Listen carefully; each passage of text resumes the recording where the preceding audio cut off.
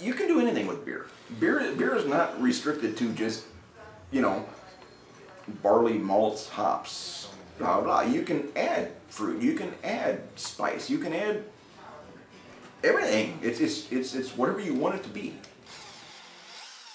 I homebrew to get things that I can't buy. I make things like an imperial plum stout and bacon beer, and you know, a pumpkin beer that's a different type of thing that's not than on the market.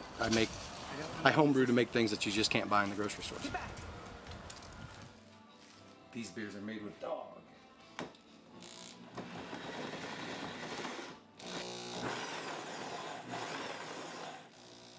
Most people don't understand is it's actually really easy to make something that's really delicious, and it costs a lot less money.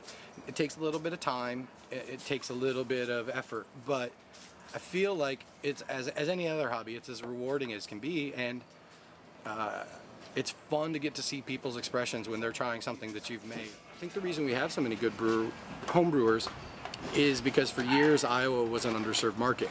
We had 3 or 4 actual breweries, and we didn't have very much that was coming in from out of the state. So a lot of people were like me, they loved good beer and they couldn't find it, so they started making it themselves. And I think that has really led to this being, you know, sort of a great thing for home brewers. That lack of supply, I suppose, drove us to demand our own and started making our own, and cream of the crop. I guess you get a lot of great people doing it. We travel all over the place. We go to, you know, Michigan. We go to California. We go to places. We travel for beer, and everybody always wants something different. You got people that are making like beers that taste like strawberry shortcake, like key lime pie. You've got beers that are tasting like smoke. You've got beers that are tasting like, you know, pumpkin. You've got beers that are tasting like everything. It's not stopping. It's gonna grow. It's gonna continue. And the more people that are home brewers and start making this stuff into their career, into their job, into their life, the better. It's a career now. It's been incredible because when I first started, we had nothing.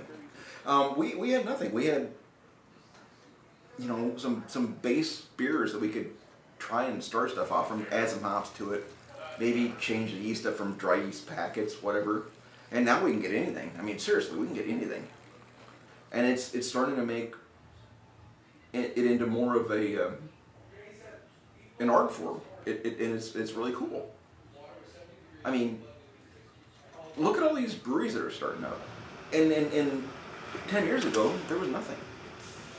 We're at a point now where everything's starting to be a different world for brewing.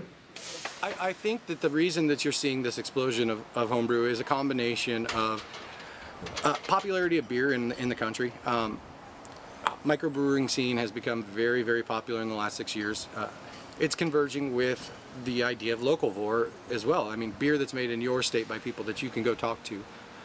And honestly, the third thing is because they're all turning out decent products. You take a place like Toppling Goliath, they're really pushing the limits of what an American IPA is.